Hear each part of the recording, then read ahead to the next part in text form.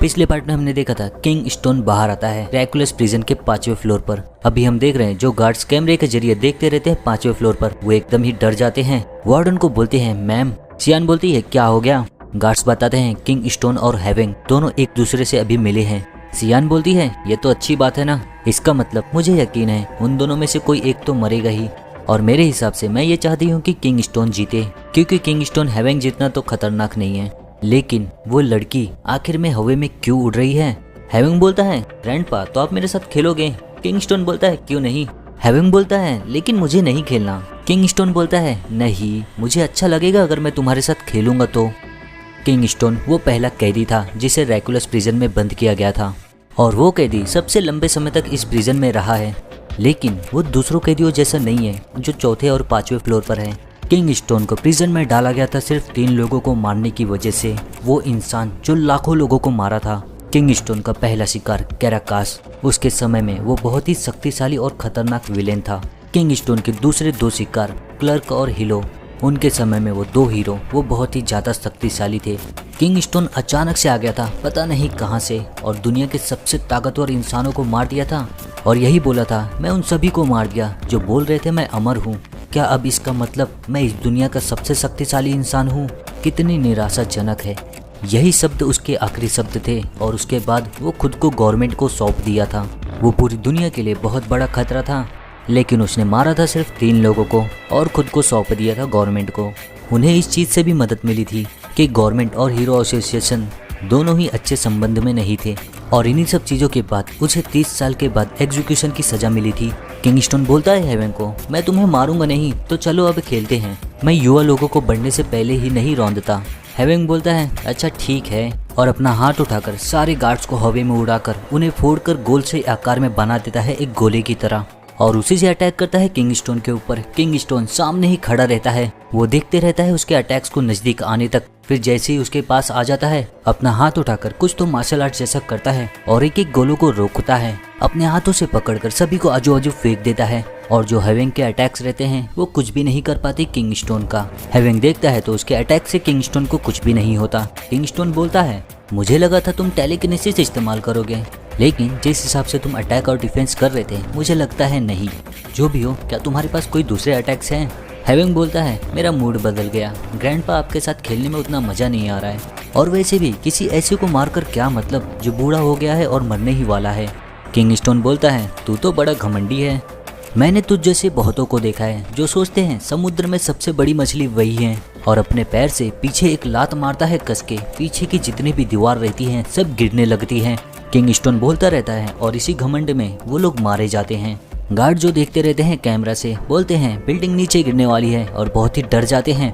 सियान बोलती है इतना भी ज्यादा करने की जरूरत नहीं है, ड्रैकुलस प्रिज्म का स्पेशल वॉल्स है जिसके 20 लेयर हैं, और इतनी पावर्स के सामने खड़े हो सकते हैं। फर्स्ट और सेकंड टियर हीरो के खिलाफ भी ये कभी दीवार गिरी नहीं है, तो शांत हो जाओ और खुद को संभालो। किंग स्टोन बोलता है चलो मैं तुम्हें सिखाता हूँ कुछ ढंग बोलने का, और आगे बढ़ता है हैवेंग की तरफ। हैवेंग और वो लड़की दोनों जन देखते ही रहते हैं, और तब तक किंग स्टोन दोनों पैरों से किक मारने के लिए हैवेंग के पास आ जाता है, और उस किक से पूरा ड्रैकुलस प्रिजन हिलने लगती है। सियान लेटकर सोचती रहती है कौन जीता। गार्ड एकदम ही डरा हुआ रहता है।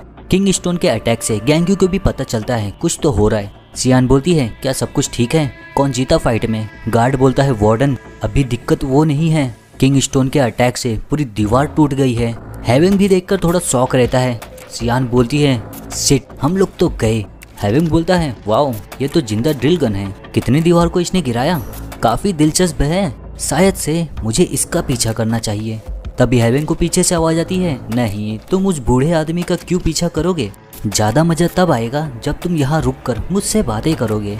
सियान और वो गार्ड दोनों जन देखकर शौक रहते हैं। क्या। हैवेंग बोलता है तुम लोग कौन हो।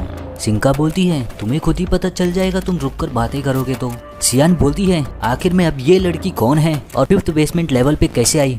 गार्ड बोलता है आखिर में हो क्या रहा है। सिंका बोलती है लेकिन जो हमें स्पेक्टेटर्स देख रहे हैं वो जा सकते हैं, और वहाँ का कैमरा बंद हो जाता है। सियान गुस्से में आ जाती है, समझ में ही नहीं आता उसे क्या हो रहा है आखिर में, और गैंग्यू दूसरे फ्लोर की गेट की तरफ ही रहता है। वार्डन को बोलता है मैंने 1st बेसमेंट फ्लोर क्लियर कर दिया, प्लीज 2nd बेसमेंट फ्लोर का दरवाजा खोलिए। सियान बोलती रहती है गैंग्यू रुको, लेकिन गैंग्यू को कुछ भी समझता नहीं है और वो कॉल कट भी जाता है। बोलता है लगता है सिग्नल खराब होगा। और अपने हाथों से ही सेकंड फ्लोर का दरवाजा खोलने लगता है और सेकंड बेसमेंट का डोर अपने हाथों से ही खोल देता है। सीढ़ियों से नीचे उतरता रहता है सेकंड बेसमेंट फ्लोर के लिए, लेकिन ग्राउंड फ्लोर और फर्स्ट फ्लोर के जैसा नहीं है ये, जहाँ ब्लड की ही सिर्फ स्मेल आती है। सेकंड बेसमेंट फ्लोर पे खून का एक कतरा भी नहीं था और यहाँ तक कि वहाँ कोई था ही नहीं, न किसी की लाशें ना कुछ, पूरा साफ सुथरा था एकदम।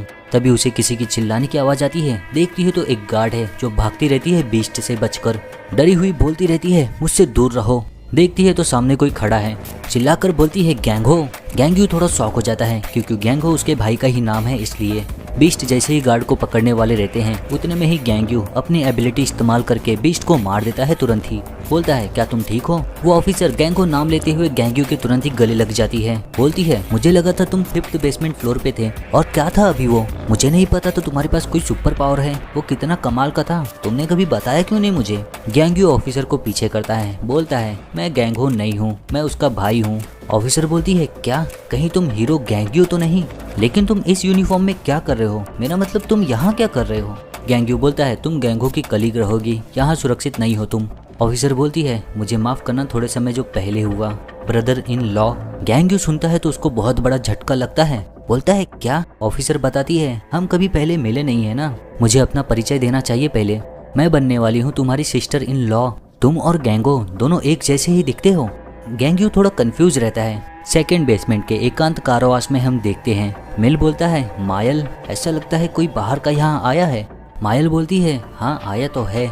मिल बोलता है मैं सोच रहा हूँ उसने कितने बुरे कर्म किए रहेंगे अपनी जिंदगी में। मायल बोलती है उस आउटसाइडर ने मेरे डॉग को मार दिया। मिल बोलता है सच में क्या? तब तो बड़ी सीधी सी बात है, वो आउटसाइडर जाएगा जहन्नुम में। दूसरी तरफ गैंग्यू को ऑफिसर बोलती है तुम्हें मैंने सिर्फ वीडियोस और पिक्चर्स में ही देखा है, तुम सामने से ज्यादा अच्छे लगते हो, तुमसे मिलकर अच्छा लगा।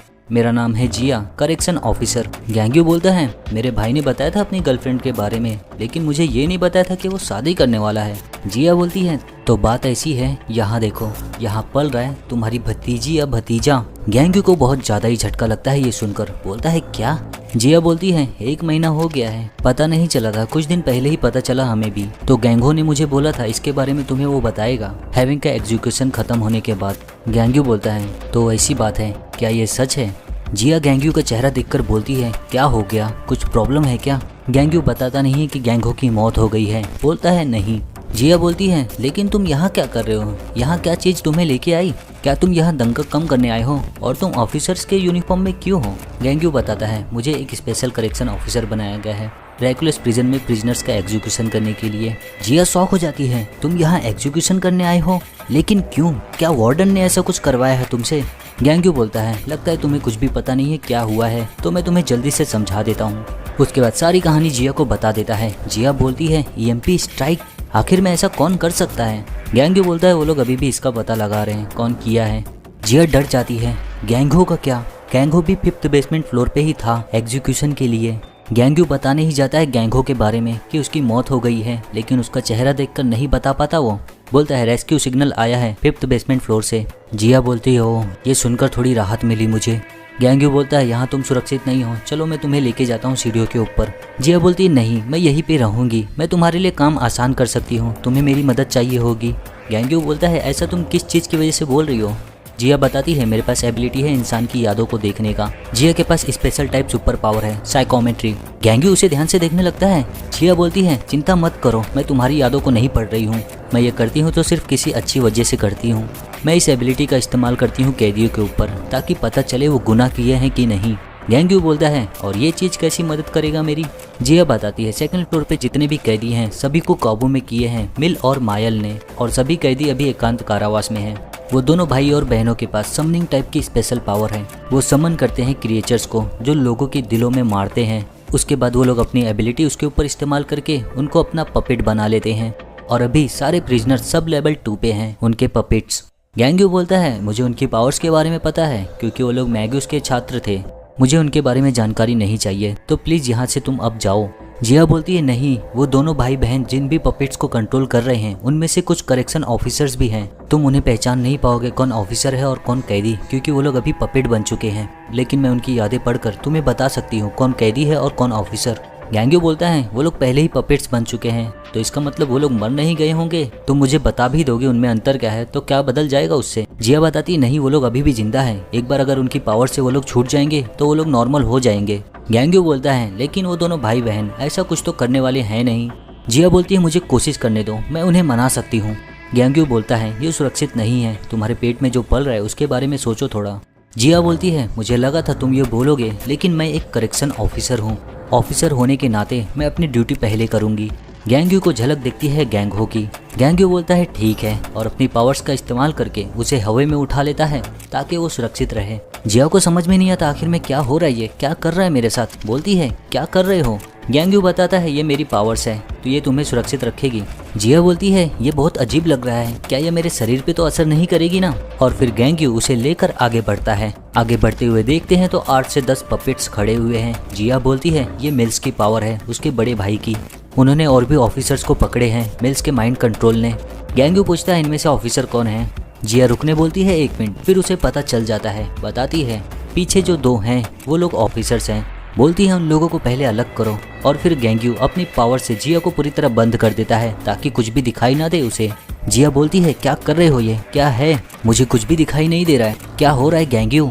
गैंग्यू बोलता है ऐसे आसानी से हो जाएगा, ऑफिसर्स को बचा लूंगा मैं अलग करके। फिर अपनी पावर्स का इस्तेमाल करके दोनों ऑफिसर्स को उधर ही रोक देता है। बाकी के जो पपेट्स कैदी रहते हैं वो अटैक करने आगे बढ़ते हैं। गैंग्यू उसे एक मुक्के में मारता है। बोलता है बाकी के जो कैदी हैं वो मरेंगे, यही सबसे आसान तरीका है ऑफिसर्स और कैदियों को अलग करने का। सभी कैदी पपेट्स को मारने लगता है लगातार। जिया को कुछ भी पता नहीं चलता बाहर क्या हो रहा है, और वो दोनों भाई बहन अपनी पावर से देखते रहते हैं गैंग्यू क्या कर रहा है। मायल बोलती है मिल तुम्हें क्या लगता है, क्या ये आउटसाइडर हमारे मास्टर से ज़्यादा स्ट्रांग है। मिल बोलता है क्या पता, लेकिन उस वुमेन से ज़्यादा स्ट्रांग है ये टोमे। गैंग्यू की मारपीट की आवाज़ें सुनकर मायल डर जाती है। बोलती है मुझे बहुत डर लग रहा है। मिल बोलता है चिंता मत करो, वो हमें इतनी आसानी से नहीं मार पाएगा। देखते हैं तो उसके चारों तरफ पपेट्स ही पपेट्स रहते हैं, ऐसे जैसे कि तारों में लटके हैं वो लोग, और गैंग्यू उन्हें मारते मारते आगे बढ़ता ही रहता है। तो दोस्तों ये चैप्टर यहीं पे ख़त्म होता है। वीडियो पसंद आई हो तो लाइक ज़रूर करना। मुझे पता है बीच बीच में कभी कभार मेरी सांसों की भी आवाज़ें आती होंगी, लेकिन वो माइक की सिर्फ एक दिक्कत है, थोड़े दिन में वो भी सही हो जाएगा जब मैं माइक बदलूंगा तो चलो मिल